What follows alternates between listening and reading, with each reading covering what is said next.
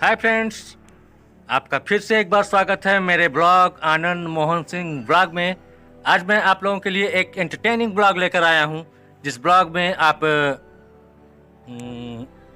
क्या बताऊं, भी मोटिवेशनल चीज़ें जानेंगे। लेकिन आज का ब्लॉग हमारा है भोजपुरी से रिलेटेड। मैं आपको 5 क्लिप के बारे में बताऊंगा, उन 5 क्लिप के बारे में मतलब समझाऊंगा। तो चलिए शुरू करते हैं हम आज का अपना व्लॉग फर्स्ट क्लिप से। तो सुनिए एक बार। आसरा तो बहुत लोग धराते हैं, धराएंगे, मगर यहाँ सुकून कोई कोई देता। सुकून कोई कोई देता है, सुकून कोई कोई देता है। तो आपने शायद सुन ही लिया, आसरा तो सब लोग धराते हैं पर सुकून कोई कोई देता है। जी हाँ, हम बात कर रहे हैं अपने भोजपुरी के superstar power star Pawan Singh के बारे में। जी हाँ, आप लोग बहुत सुनते होंगे पवन सिंह जी के बारे में कि वो बहुत विवादों में रहते हैं, बहुत कुछ ऐसा वैसा करते हैं। लेकिन फ्रेंड्स, स्टूडेंट्स एंड जो भी मुझे सुन पा रहे हैं, उनसे अनुरोध है कि हर एक व्यक्ति मोटिवेशनल का स्कोप होता है। आप किसी में भी ढूंढें तो उसके अंदर बुराई अच्छाई सारी चीज़ें अवेलेबल होती हैं। तो हमें क्या चाहिए कि हमें जिस भी इंसान के अंदर जो भी अच्छी चीज़ें हैं उसे एब्जॉर्ब करें और जो भी बुरी चीज़ें हैं उसको नेगलेक्ट करें। तो हम आज इस वीडियो में, अपने इस ब्लॉग में आपसे केवल उनके अच्छाइयों के बारे में बात करेंगे। अच्छाइयाँ क्या, उनके अंदर अच्छाइयाँ हैं ही, केवल आदमी के अंदर एक किस्मत का दोष समझिए या एक थोड़ी बहुत आदत ही ख़राब समझिए, उतना ही दोष होता है। बाकी पवन सिंह के बारे में मैं जितना जानता हूँ, मैंने जितना उनको देखा है, मैंने जितना उनके बारे में सुना है, उस हिसाब से मुझे वो कहीं गलत नहीं लगते। तो आज मैं अपने इस वीडियो में उनके कुछ क्लिप दिखाऊंगा। उस क्लिप से संबंधित हमें क्या नॉलेज लेनी चाहिए, क्या उनसे ज्ञान हासिल करना चाहिए, उसके बारे में बताऊंगा। तो चलिए मैं पहले आपके सामने उनकी पहली क्लिप प्रेजेंट करता हूं और उसके बाद आप सोचिए कि उसके बारे में उनका क्या राय है। फिर उसके बाद मैं उसके बारे में क्या हमें सोचना चाहिए, क्या उनसे लेना चाहिए, वो सारी चीज़ें बताऊंगा। तो चलिए देखते हैं फर्स्ट क्लिप। कितना भी अंग्रेजी डांस हो जाएगा, लेकिन भोजपुरी ऑडियंस के बीच में जब तक आप ठुमका नहीं लगाइएगा, पवन सिंह जब तक अपने कमर का खेला नहीं दिखाएगा, तब तक क्लैपिंग नहीं हो सकता है। मेरा भी कमर का डांस फेवरेट है।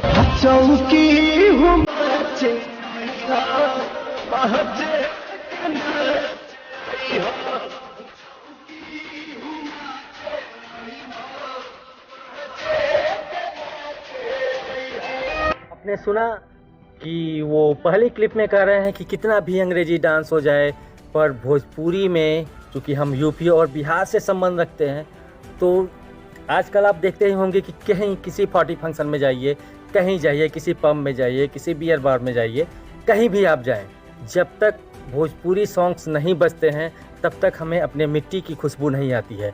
तो ये चाहिए हमें कि हम ऐसे ही जगह जाएं, ऐसे ही लोगों को एब्जॉर्ब करें, ऐसे ही लोगों को एक्सट्रैक्ट करें कि जो हमें अपने मिट्टी की खुशबू प्रदान करें। इसलिए उन्होंने ये बात कही। लेकिन बहुत लोगों ने इसके बारे में अड़ाम बड़ाम पता नहीं क्या क्या सोच लिया। उसके बारे में मुझे क्रिटिक्स नहीं करना, चूँकि जो भी जहाँ का होता है वो वहीं पे होता है, वो उसी चीज़ को एब्जॉर्ब करने की कोशिश करता है। हम अमेरिका में चले जाएं, वहाँ भी देखिए, मलेशिया में चले जाए, वहाँ भी देखिए, जहाँ भी जाते हैं, किसी भी पार्टी, किसी भी पब में, अगर भोजपुरी की बड़ाई होती है, भोजपुरी को सुना जाता है, तो हम फिर यहाँ पे रह के पश्चिमी सभ्यता, जो वेस्टर्न कल्चर है, उसको क्यों फॉलो करें। तो इसमें मुझे कोई बुराई नहीं दिखाई दी। तो चलिए अब हम उनकी दूसरी क्लिप सुनते हैं, जिससे भी हमें कोई ना कोई सीख मिलेगी। उनसे हमारा ना जान ना पहचान, और पहले ही मुलाकात में कौन इधर आओ कैसे होता है, तो फिर वहाँ पे मेरा गुस्सा उसी पे निकलता है। जो भी है जैसे है, जब पहली मुलाकात हुई है तो आप कुछ भी हैं, बट नाम के आगे जी लगाए। तो दूसरी क्लिप में आपने सुना जान न पहचान और पहली ही मुलाकात में आप किसी का नाम ले लेते हैं। ऐसा नहीं, उन्होंने कहा कि मेरा ही नाम मत लो, कोई भी हो। आप कहीं गए, किसी को आप जानते हो और उनका नाम मान लीजिए आप अपने स्कूल में गए, किसी टीचर का नाम जानते हो, डायरेक्ट हो फला सर या कोई सर, या कहीं भी गए किसी का नाम डायरेक्ट लेना है तो ये बुरी बात है। हमें चाहिए कि हम जिसका भी नाम लें, पहली बार मिले, लास्ट बार मिले, वो तो कह रहे हैं पहली बार में नहीं लेना, लेकिन मैं कह रहा हूँ कि आप चाहे जितनी बार मिले किसी का नाम लें, आपसे बड़ा है छोटा है, आप नाम के आगे जी लगा सकते हैं। आप अपने ही बेटे, अपने ही घर में किसी भी छोटे सदस्य से बात करते हैं, अपना ही कोई छोटा बेटा है या कोई भी हो, अगर आप उसे कहते हैं राहुल सर, राहुल जी आप यूँ क्यों गलत कर रहे हैं, आपसे छोटा ही है, राहुल जी आप ये क्यों गलत कर रहे हैं, तो वो बच्चा भी जिससे बात करेगा उससे जी लगा कर बात करेगा। और ये हमारे संस्कार में है, हमें वेस्टर्न कल्चर को छोड़ना होगा, तभी हम सक्सेस हो सकते हैं, कामयाब हो सकते हैं। तो इसमें भी मुझे कोई बुराई नहीं दिखाई दी, लेकिन इसके बारे में तरह तरह के लोग बात करते हैं। और जो एक्टर्स हैं, दिनेश लाल यादव हैं, खेसारी लाल यादव हैं, तरह तरह की बातें करते हैं, लेकिन आई थिंक इट्स राइट। आप लोग क्या सोचते हैं बाद में कमेंट करके बताइएगा। अब सुनते हैं हम तीसरी मोरल वैल्यू जो पवन सिंह जी के मुंह से निकली है। फटी तब फटी लेकिन पावर ना। हेलो, पावर एजे से शुरू होला, एजे से खत्म हुई। पावर तो सर के कहां से ले, झमकावला से हुई। फटी तो फटी लेकिन पावर ना घटी, पावर एजे से शुरू होला, एजे खत्म होला। यही डायलॉग आपने सुना ना, पावर एजे से शुरू होला, एजे खत्म होला। हर व्यक्ति के अंदर जो भी पावर होती है वो पंच तत्वों से मिलकर बनी होती है। कोई भी व्यक्ति हो, उसके अंदर जो पावर होती है वो उसके एक्सेप्टेंस से जुड़ी होती है। जितना वो करता है उतनी ही पावर उसके अंदर एब्जॉर्ब होती है। जिसके पास जितना पैसा होगा उसके पास उतनी पावर होगी, जिसके पास बॉडी में जितना फोर्स होगा, कैलोरीज होगी, उतनी ही उसके पास पावर होगी। तो पावर यहीं से शुरू होगा और अगर हार गया व्यक्ति तो यहीं पे ख़त्म होगा। इसमें क्या बुरी बात है। इसमें भी हमारे खेसारी लाल यादव जी ने कह दिया था कि पावर की बात करते हैं, पावर सवर्णों में होता है, पावर हिंदुओं में क्या होता है, पावर यादवों में होता है। इसमें जाति पात की आई थिंक कोई बात ही नहीं थी, पर ऐसी बात करके उन्होंने बहुत ओछी हरकत की। आप सब भी कमेंट करके बताइएगा कि क्या पावर कहीं और से आती है। जो व्यक्ति इंसान पैदा होता है उसके अंदर पावर पैदा होते ही आ जाती है, बाद में कुछ इकोनॉमिकल पावर होती है, कुछ एजुकेशनल पावर होती है। वो पावर भाई जो जितना अर्न करेगा उतनी पावर उसके पास होगी। तो अगर उन्होंने ये बात कही तो I think it's not wrong, it's fair. तो चलिए, जो मेरी बात है वो मैंने कह दी भाई, आप बाकी बात आप लोगों के सोचने की बात है। अब आते हैं उनके चौथे मोटिवेशनल पॉइंट्स पर। दारू हम सब पीते हैं, ऐसा कुछ बस थोड़ी वही है, हाँ, तो कौन नहीं पीता है कौन नहीं हमारा? पीता है, मतलब I mean, सब हमसे ज्यादा पीते हैं, हाँ पीते होंगे। ठीक ना। हम नाम ना ले, लेकिन करीब करीब सब हमसे ज्यादा पीते हैं। बट बदनाम कौन है? पवन सिंह। आपने सुना ना, दारू सब पीते हैं।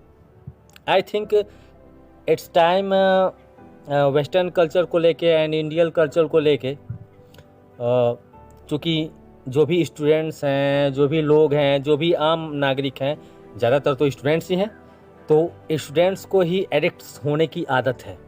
एडिक्ट्स आदमी अपने मन से नहीं होता। एडिक्ट होने का मतलब होता है जैसे आप गए कहीं और जाने के बाद आपके फ्रेंड्स मिले, चूँकि पढ़ना आपको अकेले है, रहना आपको बाहर है, अच्छी पढ़ाई लोकल्स में मिल नहीं सकती, तो आप बाहर जाएंगे तो आपको तरह तरह के लोग मिलेंगे। ऐसा नहीं है कि एकदम फेयर पर्सन आपको अवेलेबल होगा।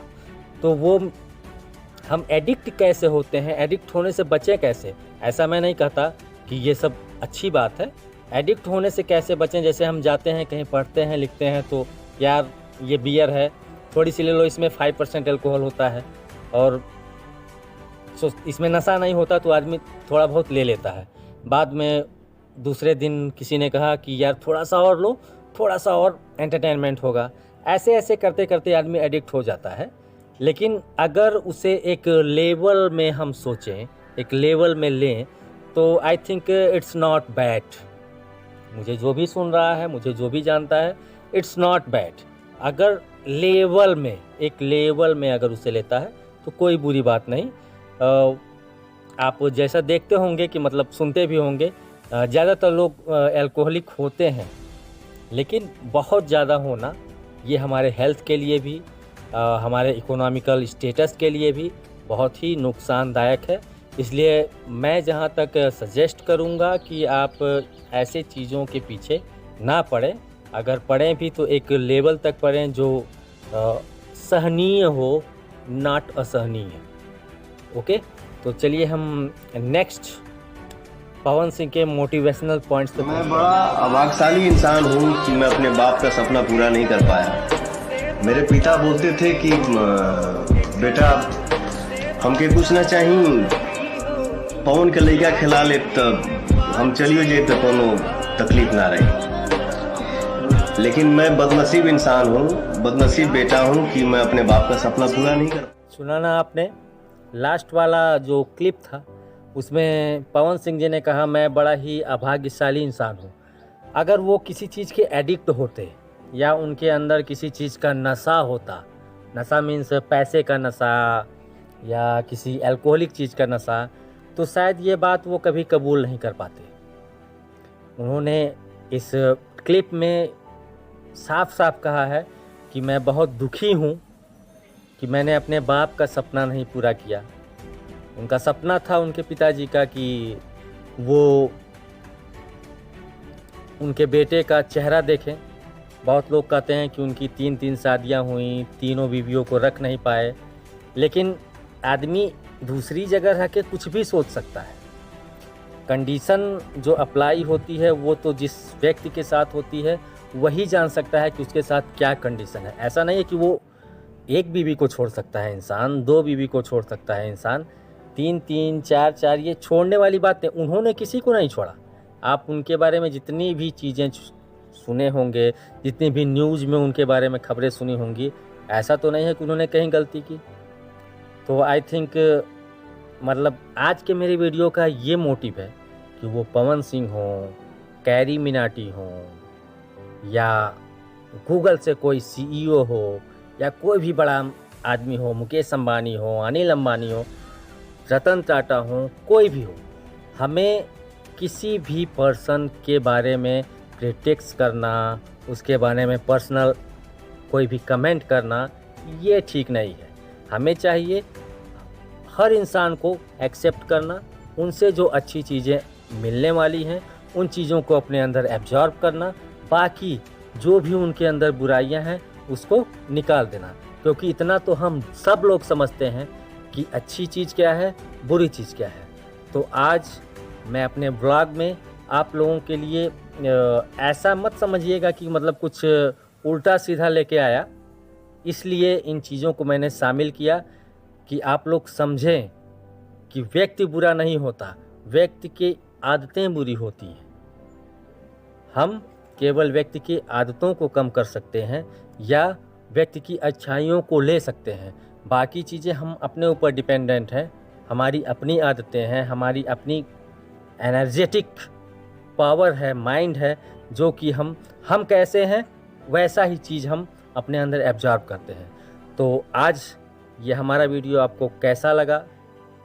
अच्छा लगा? लाइक करिए, सब्सक्राइब करिए, कमेंट करिए और हमें अपना ढेर सारा